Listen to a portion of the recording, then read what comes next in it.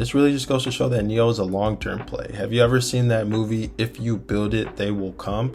That's kind of how I think about NIO. If you want to be a part of the conversation before it happens here on YouTube, click that link in the description to join the free Courtside Financial Discord.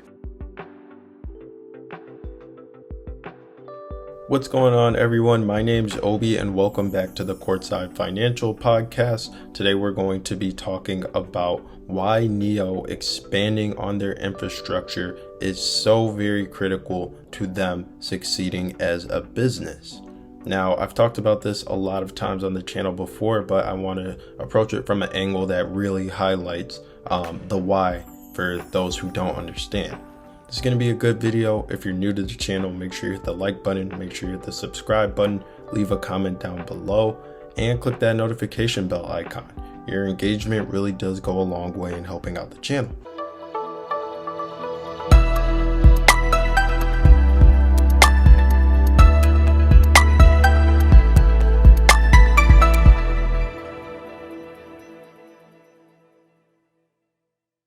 So yesterday we talked about NIO's partnership with CNOOC to continue expanding their infrastructure, which was pretty huge, but let's get to the root of why NIO is so aggressively building out their charging infrastructure. So we've talked about this as well on the channel before. President and CEO of NIO, William Lee, has expressed that they would like to be doing more in Europe than they're doing today. They are not up to expectations.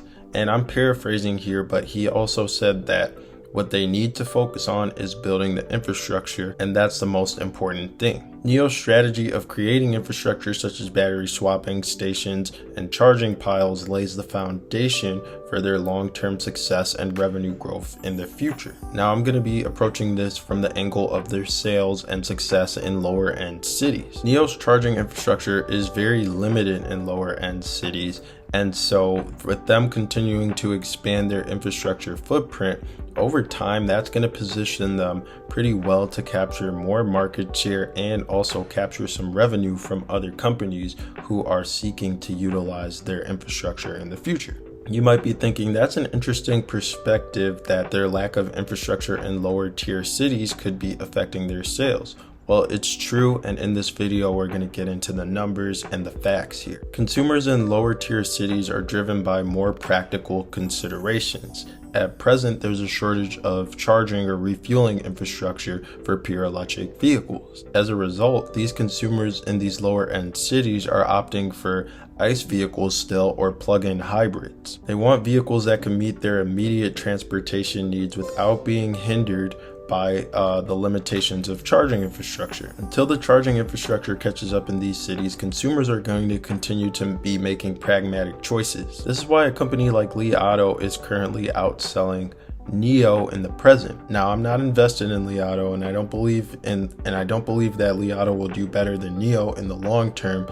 But at present, like I mentioned, these consumers are making pragmatic choices, and so Li Auto gives them a little bit more flexibility. If you think about BMW in China, even their hybrid vehicles are outselling NIO as well. And if you think about BMW as a whole, another reason that they are outselling in these lower tier cities is because they have about 700 stores, which consumers in these lower tier cities, they obviously want to test drive a car before purchasing it, and NIO is more of a direct to consumer model. BMW's stores stretch across all of China, even into these lower tier cities. Li Auto CEO claims that BMW has effective coverage in almost 200 cities. A lot of consumers in these smaller cities as well are first-time luxury automobile buyers, so that's also why BMW is having much success in terms of deliveries. The taste and desires of the older generation are more likely to be reflected in this younger generation in this demographic. They might be unfamiliar with NIO, but they definitely know BMW, and it definitely has a status symbol. Now, I'm not worried at all. I think NIO will succeed in the long run. I think that they make a great product, and I think that they're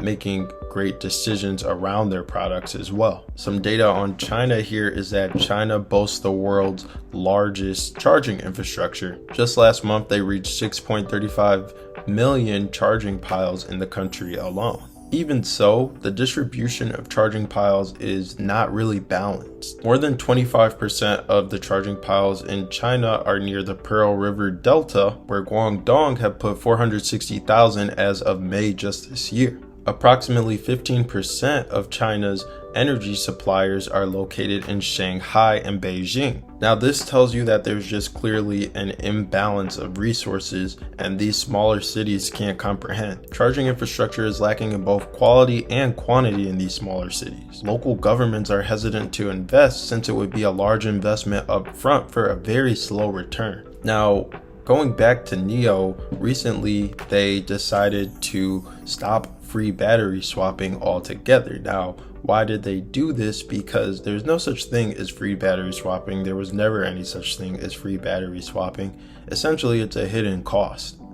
Consumers are actually paying for that when they pay for the NIO vehicle.